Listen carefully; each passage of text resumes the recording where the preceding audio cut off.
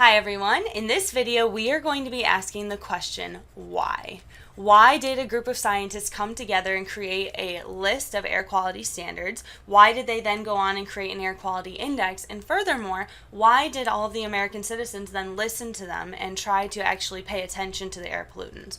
Well, it turns out in the 1970s, President Nixon did a couple of really cool things. The first one was he established the Environmental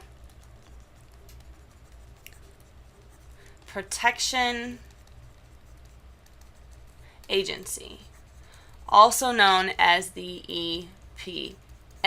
And so this group was established in the very, very end, so I believe it was December of 1970, right around the same time where he passed the Clean Air Act.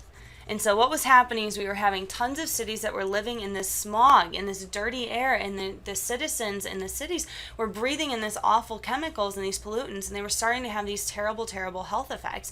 And so Nixon stepped up and said, all right, enough of this. We need to move forward. We need to find a way to protect our citizens.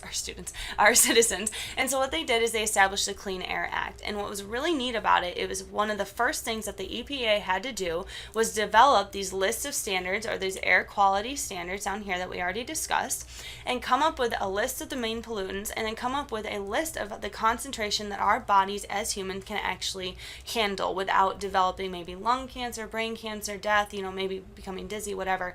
They just came up with these lists of concentrations over here on the side in ppm. So what's really, really cool about this is that they finally established this in 1971, but up until even 2010, I think was the most recent one, they have continuously been updating this. So it's not like they established these concentrations and then said, okay, done with their job, moved on. They're constantly monitoring our air and constantly updating it based on what our scientists are telling us about these pollutants and these chemicals. And so even in 2008, they updated our standard for ozone, and then 2010 for NO2 and SO2, they changed the time constraint. So they used to have an annual allottage, and now it's per hour. And so it's really kind of cool to see how these things have adapted. But what's really neat, and I think actually one of the best pieces of information here, is that in 1976, the EPA came up with essentially a code. They color coded it because they were not able to walk outside and say, hey guys, we are at a concentration of 35 ppm right now of carbon monoxide, and that's really bad for us. And people were staring going, huh? What are you talking about? What's ppm? What is carbon monoxide? They didn't know what was going on at all. And so in 1976, they established this color code to be like, hey guys, it's green outside. Go for a run. Good job. Or, hey, it's purple. This would be a really good day to sit inside and be quiet and not breathe very much. And so it was a way to communicate information from scientists to the citizens in each of these cities, but actually get them to care about it too and make them look at the newspaper and look at the code. So I think that was just really cool and a job well done for them. And so let's see what actually happened. So to kind of get ourselves situated with this graph, at this bottom part right down here, this is the year. And so it starts off in the 1980s and it goes all the way up to 2006. And so on the other side here, we have a relative percentage. And so for all of these, because the standards are different for each one, it's just been relative, and they've just made it in terms, or they've plotted it in terms of our national standards. So this is the carbon monoxide concentration in terms of what we think we should actually be exposed to. And so as you can see, starting in 1980, we were okay, not great, but we were okay for a lot of these, for our carbon monoxide, NO2, even lead. But our ozone is one we've really had a big trouble trying to get a hold of. But so what was really neat in 1990s, right here, 1990s, they actually established a new piece of legislation that is just absolutely beautiful. And so for me, I call this the common sense one. And so in 1990, they established the Pollution Prevention Act. And so the Pollution Prevention Act is really just being about common sense.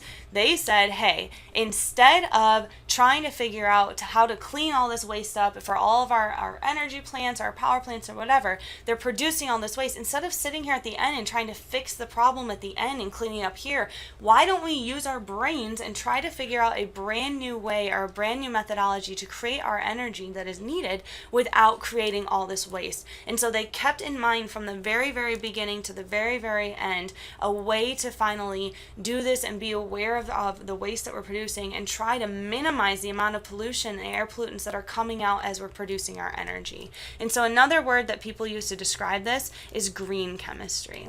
So if you ever hear green chemistry, just think it's people that while they're designing their experiments, they're doing everything they possibly can not to create more waste, not to make anything hazardous right from the beginning. So if you know you're going to create a hazardous chemical, say, no, I'm not going to do this method. This doesn't work for me. I have to find a plan B or a different route.